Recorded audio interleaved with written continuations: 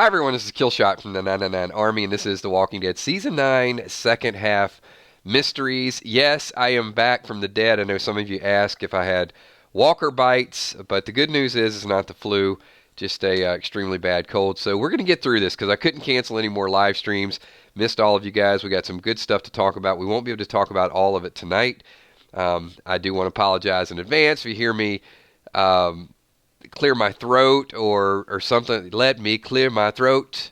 I hope you don't mind. I had to sing a little bit of something because it's just been a couple days without streams. But we got some good stuff to talk about. I am going to be calling on a lot of you. I am going to say in advance this is not going to be a 1 hour stream. I don't think I can make it through 1 hour tonight. I'm going to try to get through 20-25 minutes if we can do that. And then we'll do a follow-up stream tomorrow. Hopefully we'll get back to our Saturday, Sunday schedule as well. And good. I see, I canceled so many days and the show has to go on. A couple announcements I do want to make, though. Anybody do anything exciting for New Year's? Go ahead and leave in your comments. I want to call on a couple people. I didn't even get to do my Christmas video. Normally I do like a Christmas shout out, but I literally was having trouble speaking, so I didn't figure it'd come through very well. Thank you, Kimball. Kimberly's like, you don't sound that bad. I can hear myself, though, and I feel like I sound pretty bad. I just want to see, some... Ron's drinking. I see that. And thank you for a lot of the remedies. A lot of people were sending me, drink concoctions and all these things that'll help you feel a little bit better. Going to Austin. So, thank you. I wouldn't go that far. So I have an event on New Year's, and it's going to be at Gaylord in Washington, D.C., and I'm just hoping that I can get myself right before that happens. It's been planned a long time in advance, and it's a pretty big event, but I think I can make it there. I mean, at least tonight, I had to at least test it tonight to see how we do, and I think it'll be a little bit better tomorrow, so we'll do little by little.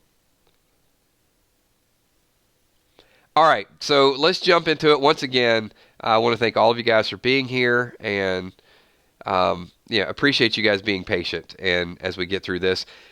But I did want to jump into the second half mysteries because there's so many things going down, and there was a Walking Dead mailbag that had some awesome Q&As in there, and it shed light on a lot of the things that we've been talking about. Some of the stuff has been spot on. Some of it, they're going to kind of steer clear of it. So I put down as my top 5 mysteries that I'm looking at. But before I get to my top 5, I just want to throw a question out to each and every one of you. What is your number one mystery? What story are you looking for? What question do you need answered in the second half? It is like front and center, foremost. What is the biggest thing that you're looking forward to? Thank you so much, Wilson. Appreciate that. I promise I will. I'll give you guys my best, as long as you guys can be patient when I'm at my worst. So Laura Brown says the X. A lot of people are saying the X. I did have that. I had that as my number 2.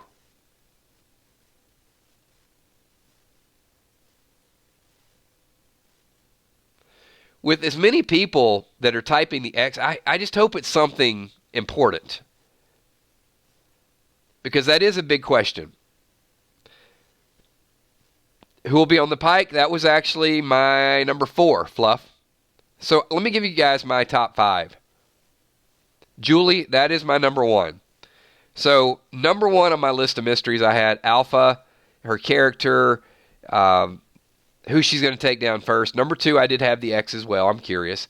Number 3, I had as Jack. Come on, Jack. Don't put his RJ real. You know he's real. Number 3, I had Negan's role. Number 4, I had who will be piked. And number 5, I had as whether or not there will be a cliffhanger or some sort of resolution at the end. What state will they leave the show in at the end of the season? So with that being said, Jack, he is. Come on, man. I'm going to give you some Q&A mailbag that'll help you answer that question. So I'm going to go through a few of these. These are questions asked on Twitter to the staff of The Walking Dead. And one of the ones was, on a scale of 0 to 10, how badass will Michonne be in the second half? And they said an 11. An 11. It's pretty hardcore. Let me jump around because I'm not going to get to every one of them. Okay, we talked about this too because romance was a big question. And I guess specifically, it was what's going down with Aaron? And the question was, when will Aaron get a boyfriend? Should have been Jesus, but you killed him. That was the question they asked. So, and I stated this almost the same way that they stated, is I don't think there's time for love when the whispers are right around the corner.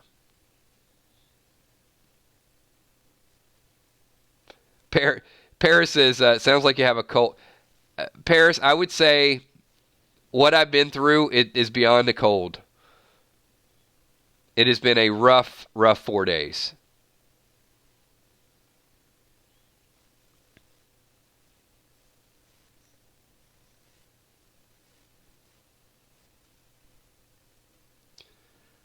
Love exciting and new, come aboard. We're expecting you, the love boat. There you go, Fluff. That's just for you, Fluff. I told you guys, I am never too sick to sing. It's what you guys sign up for. When you hit that subscribe button and you attend a stream, you just never know. All right. I answered this question pretty much the way they answer. I'm not trying to take credit for it. But this is what Ross Marquand said. I feel like at this stage in the show and in the apocalypse, I don't know if finding love is really critical at this point. I feel like we're all like, you know what? It's not working out for the lovers. Maybe we just get through each day and just go through day-to-day processes. And then if you put the threat from the whispers, I mean, it's not like you're going to go home, hey, honey, what did you do today? Well, ran into some, I mean, they're going to be running for their lives. So it's not like they're going to come home and unwind and have a normal dinner and a regular conversation.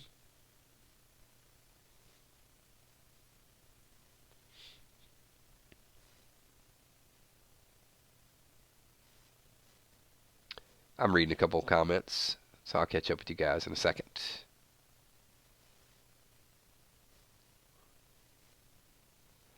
Crystal, the singer chick, says, sometimes I feel like I have my best voice when I'm sick.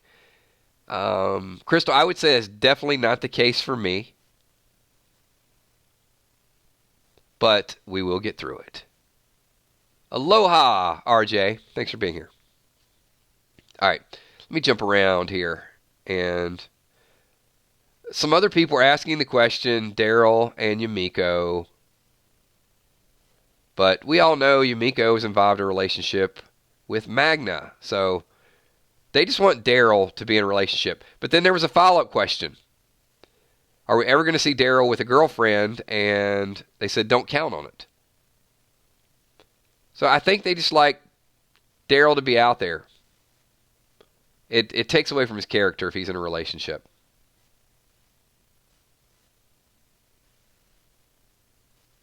Okay, where is, was it Jack that said earlier? The question came up about the Grimes family. They're all I care about. And the response was, we'll tell you that you haven't seen the last of Michonne, RJ, and Judith in a scene together. So there we go. Walshy wants to know if are you going back to Road to Survival? Walshy, let me say this. Because I've had this question asked many times. And I've met many of you playing Walking Dead Road to Survival. But it's not likely that I'll ever play the game again. The odds were just so bad in that game, and the money was, of all the games I've ever played that were certainly pay to win, that was beyond extreme.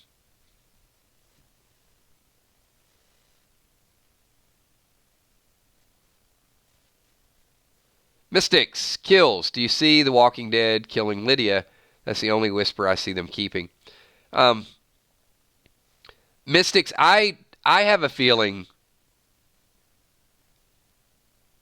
or I would like to see it play out this way. I wouldn't call it a feeling. I almost have a need for the whispers, a few of them, to escape and just to always be out there keeping people on their toes.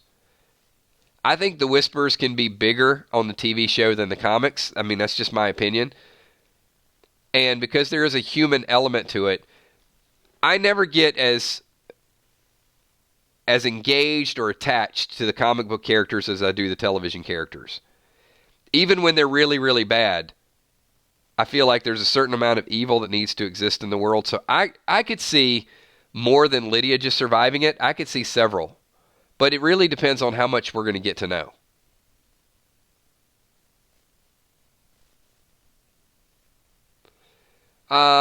Kills, do you have any past Game of Thrones videos?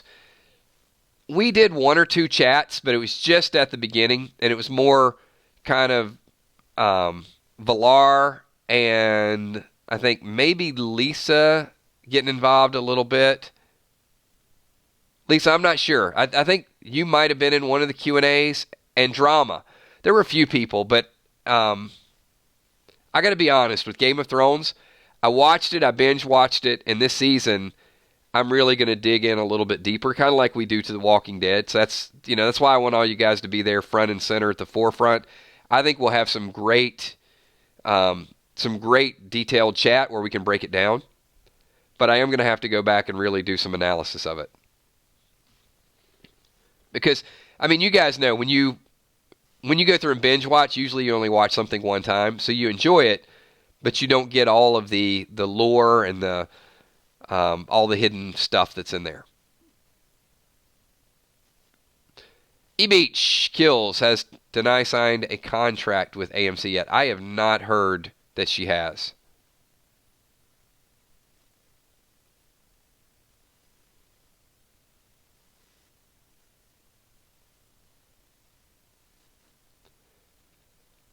I don't think we'll see the Whisper War until season 10. The Pike scene won't play out till the season finale.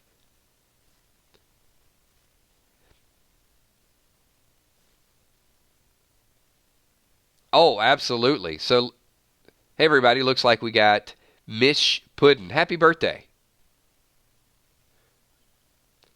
My favorite birthday song is by the Bloodhound Gang. It's not my job on your birthday anymore. It's not my job. I can't obviously give you all the lyrics to that, but you can Google it if you don't know the song. All right, let me jump to a couple more of the mailbag. Like I said, we're going to break down this mailbag all throughout the week because there's some good stuff. One of the questions was, will there be any more babies in The Walking Dead? And the answer was, it's possible. We haven't seen the last baby on The Walking Dead. And as we predicted, if babies, well, I won't say we, most of us thought it would be a good story. If babies are immune, then they need to start having more. Let's see. We know 9B is much different than 9A because it's going to be dark, it's going to be evil.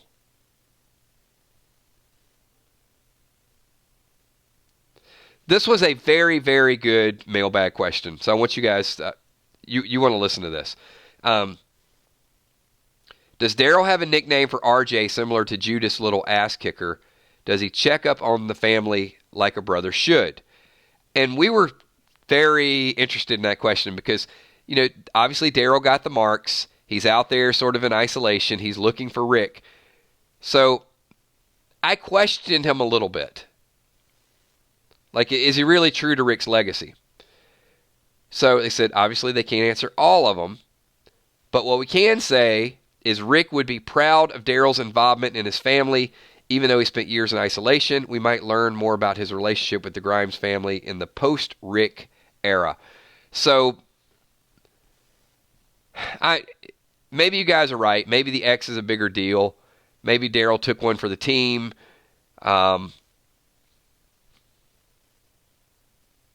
could be. I don't want to speculate too much. I just don't know. I got to have an answer to that X. But I do feel like it could have been Savior related.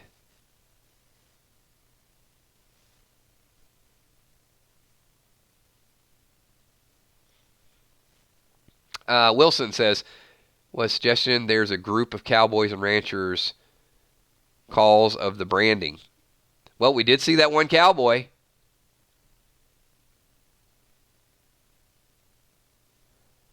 That some people are speculating the cowboy is a whisper.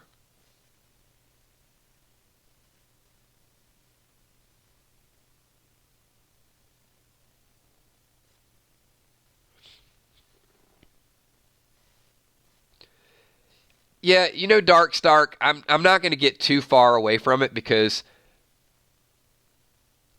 I still feel like it's a tattoo, but I've been wrong before, and I'm okay with being wrong. If it is like a branding mark and it was some sort of thing, it's just probably going to be hard for me to see it and accept it. Michonne and Daryl in a position of vulnerability and not fighting, but maybe they were. Maybe they were captured, and then it's not uncommon for the Walking Dead for them to exact revenge. I guess, my concern is why, how did they get captured in the first place? But that could be typical Walking Dead, capture them and then show this dramatic escape, and then that's Michonne swinging. We saw the picture of her swinging the katana and getting her revenge with the flashback. So, yeah, maybe there was another group, and maybe it did happen, and they were able to escape it. Like, half of me would have a hard time with the story. The other half would be like, okay, well, that's typical Walking Dead. That's why we watch the show. I can tell you this. Walking Dead content is, they're searching right now. Did anybody see the Brandon Davis at comicbook.com? I think it was an article earlier today. Might have been yesterday. I'm losing track of my days here. About the plot hole in The Walking Dead. This is how I know content is very scarce. This is a real article, and I'm not criticizing comicbook.com, but I'll just tell you, there's some searching going on for literature, for conversation topics. So the plot hole is apparently that when Rick shoots the box of explosives, that in real life, the explosives would not blow up and blow up the bridge. This is a story. I'm going to say this. This is a show about zombies. There's going to be plot holes. If the biggest plot hole of the season is whether or not a box of explosives would explode if you shoot a bullet at it, I think we could do better. Right, Dark Stark? I think that would be like a bigger plot hole than the explosives blowing up. Like, what the hell were they doing on the bridge in the first place? Like, in that area.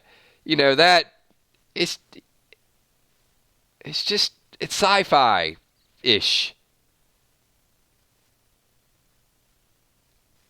Exactly, Fluff. And when we're short on content, we do treat it like a documentary. It's like everything has to make sense. No. It just has to make a little sense and be mostly entertaining. That's why we come back every week. But yeah, when we've resorted to searching for plot holes, then we got to get to February really, really quickly. All right, I'm going to do a couple more of these because I can only stand my voice for so long today. And hopefully I'll be much, much better tomorrow. So, there will be more Daryl and Henry scenes. That's confirmed. And this question, where is Dwight? They said, we can't tell you, but Austin Emilio seems pretty confident his character's just fine. He's not dead. That's all I can say. He's alive. He's alive in the world. So basically just used his quote. And My last question of the night from the mailbag, and like I said, we'll do this again tomorrow. After spending 6 years in a cell, will we see a changed Negan, or will he still be the same sadistic but lovable Negan? Even though Negan escaped, it's safe to say he's a different man than he was 7.5 years ago. You'll see. So I'm going to ask the group one last time. Based on what we've said, and based on what The Walking Dead is saying about Negan, is that enough to change your perception of Negan? Those two comments. Leave your thoughts and comments below. I see Villar checked in. What's up, Villar? Villar with the super chat says, hello, Kills, Steph, Kels, Emmy, Tommy, sponsors, patrons, of course, all the super chatters. Thank you so much, Villar. Viola says, I don't think so. Viola is not forgiving Negan. I think we're going to get a lot of yeses.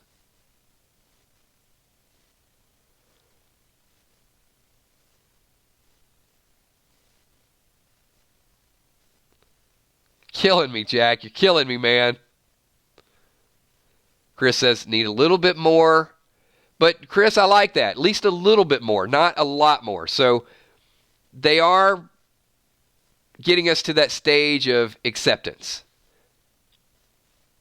It's been a long road. I mean, I've been drumming this up for a year and a half. Like, how hard it would be for me to ever become Team Negan. And I agree, Chris. I'm not there, but I sure am a lot closer than I was a year ago. Just little by little, we'll break into it.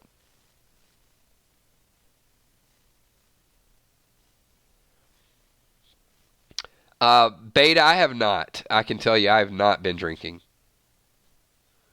Just trying to, do the codeine, Benadryl, Coadvil, the basic stuff.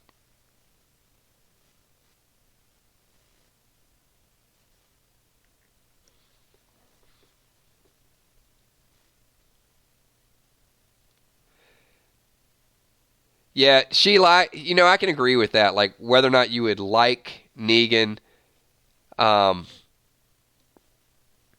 doubt about that. But then the question's going to come up is, Negan is evil, and Alpha is like evil on steroids. So,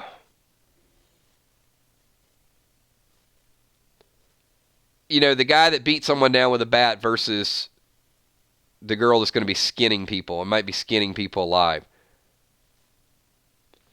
And keep in mind, Negan's, and this is why they're very careful to say this about the jail cell, Negan's not the same person he was 7.5 years ago. Alpha is the same person she is right now. Alpha is currently doing that stuff. Negan is seeing a different path. So, yeah, I don't think it's a point of liking him. I think it's a point of fighting side by side with him, and that's really where we're going to kind of take it. And we've got a lot more from the mailbag to discuss. As stated, I said I was going to keep this around 20 or 25 minutes. We're rolling up on about 23 minutes, so I am going to wind this down. You guys can definitely hear it in my voice. So, whatever I save tonight, I will stream again tomorrow night. I know tomorrow is a Friday, so we'll do like a special stream, and hopefully we'll be back on our regular schedule with our Saturday mornings, our double Sunday streams. So let's play it by ear, but if we can, if I continue the recovery process, then we'll get back into it. Stay tuned. I will make an announcement either way, but I am leaning toward a stream tomorrow. Check out the Facebook 999 Army page. Patrons, I'll send you guys a message, and also those of you that see on Kick, we will I'll send you out a message as well. Love the King Ezekiel impersonation. Really? Is that my my new voice is like King Zeke? All right, but I am going to do one more thing. I'm going to struggle through it because you guys know why I'm here. I'm here for each and every one of you. If everybody can pike that like button, and also I'm going to try to do as many shout-outs as I can before I lose my voice. Once again, happy birthday to Mitch Puddin'. I'm going to give a shout out to all the patrons in the top left-hand corner. They have been phenomenal. Patrons are just extremely patient.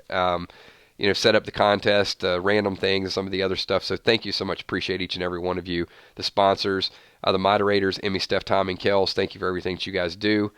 And all of the super chatters that are holding tight until we start super chatting again. And everybody else, give me a quick 999 so I can do as many shout outs as we can. So I want to say thank you to Chris Riddle, Tanya Dockstader, Lee George, Wilson, Najee, Beta, Marsha Cooper, Lisa Khaleesi, Julia Muse, Liz Burnett, Tammy Hill, Andrew McSherry, Julie McGuire, Mystics, Omicron, Flutterbear, Dark Stark, Fluff, Edwin Gonzalez, Kathy Parker, Mystics, DDA Ohio, Albert Arthur, Cammy, Michelle M., Wilson, Jack Carr, Jay Irons, Crystal the Singer Chick, Diane Estes. Thank you, Diana C. Appreciate that.